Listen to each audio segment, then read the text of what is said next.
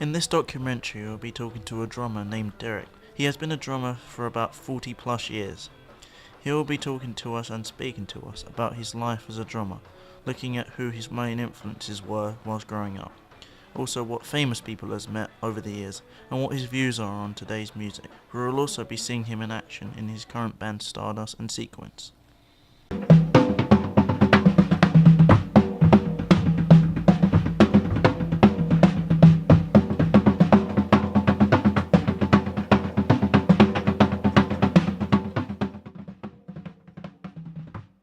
I've been playing since I was about 13, which is most probably now about 48 years.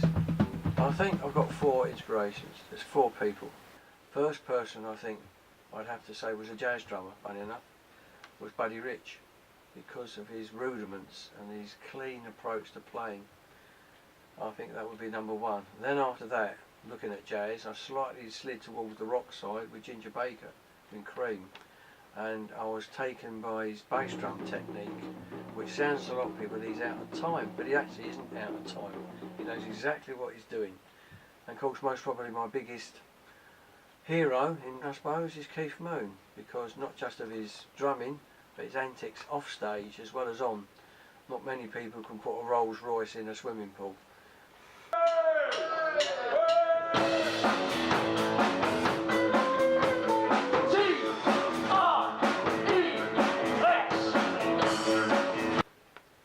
I tried the guitar, but I just couldn't take to it. The drums to me was more immediate. First kit was a snare drum on its own. It was by a guy called Eric Delaney. I don't think he's alive anymore. And all it was a snare drum with a plastic, not even a proper skin on it. It was a plastic kind of sheet over the thing, and it kept ripping because they put the lugs through the holes in the thing, and as you tightened it up, it go bang. I had to keep putting sellotape over it to make it work. I could do it or not do it.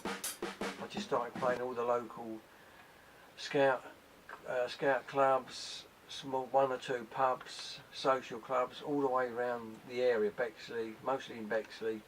I think that's where we stayed, mostly in Bexley.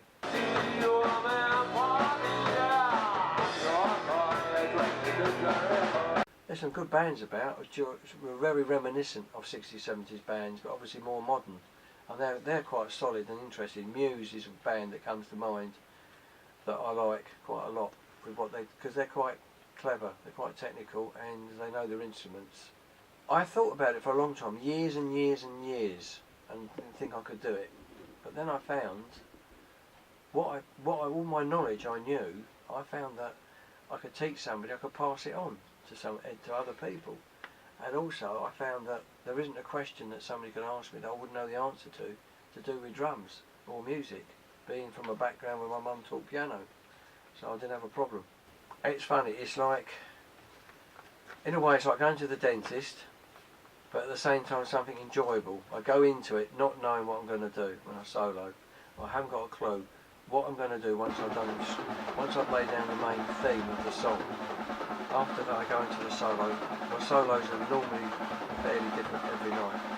At the end of the day the solo should be in time, should be interesting, should have a bit of imagination. Sometimes I go into it not wanting to do it, but once I get into the song I'm fine.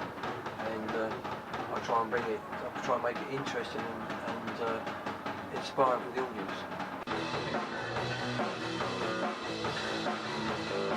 Derek has had a long career in his life, which is still going strong to this day. He will continue to play and teach drums, making sure his skill lives on in generations to come.